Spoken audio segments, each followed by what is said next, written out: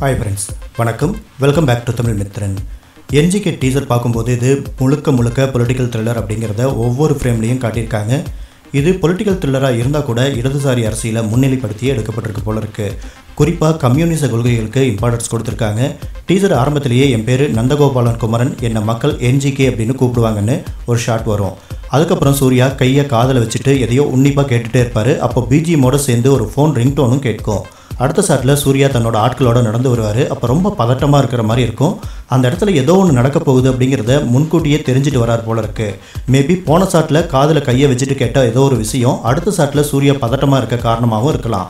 அரசியல் அப்படின்னு ரகுல் பிரீத் சிங் கேட்கும்போது சூர்யா கையெடுத்து கும்புற மாதிரி இருக்கும். அந்த இடத்துல சூர்யா போட்டிருக்கிற ட்ரெஸ்ஸில் பலூச்சிகான் அப்படின்னு நேம் போட்டிருக்கோம்.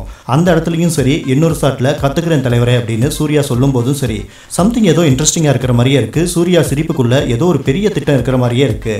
அடுத்து உன்ன மாதிரி ஆளுங்கள்லாம் அரசியலுக்கு வந்தா அப்படின்னு ஒரு டைலாக் வரும். அப்போ அந்த ஷார்ட் பேக்ட்ராப்பில் எம்ஜிஆருடைய பேனர் இருக்கும். அதில் நினைவஞ்சலி அப்படின்னு போட்டிருப்பாங்க. கையில் சூர்யா ஒரு கேரி பேக் வச்சுருப்பாரு. அநேகமாக அதில் பூக்களோ மாலையோ கூட இருக்கலாம்.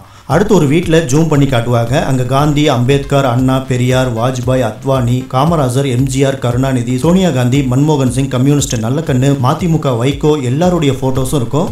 ஆனால் ஜெயலலிதாவுடைய ஃபோட்டோ இருக்காது. அடுத்த ஷாட்டில் சூர்யா சந்தோஷமாக வீட்டுக்குள்ளே நடந்து வருவார்.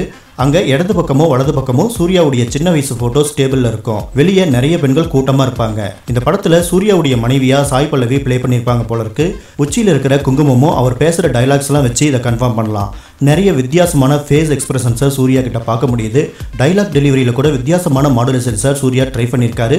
சில இடங்களில் இன்னசென்ட் மாதிரி இருக்காரு, சில இடங்களில் ரொம்ப சீரியஸாக இருக்காரு.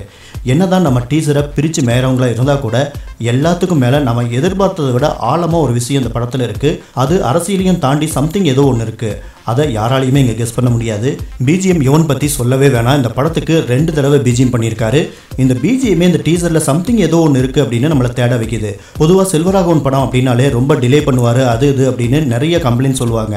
ஆனால் இந்த படத்தை பொறுத்த வரைக்கும் காத்திருந்த அத்தனை நாட்களுக்கும் வெயிட்டாக இறக்கியிருக்காரு.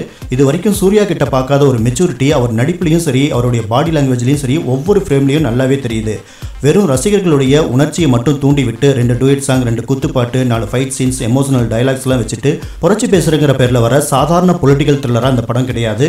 இந்த டீசர் பார்க்கும்போது சம்திங் ஏதோ ஒன்று டீப்பாக சொல்லியிருக்காங்க அப்படின்னு மட்டும் புரியுது. ஆனால் அது என்ன அப்படின்னு படம் பார்க்காம கண்டிப்பாக யாராலையுமே கெஸ் பண்ண முடியாது.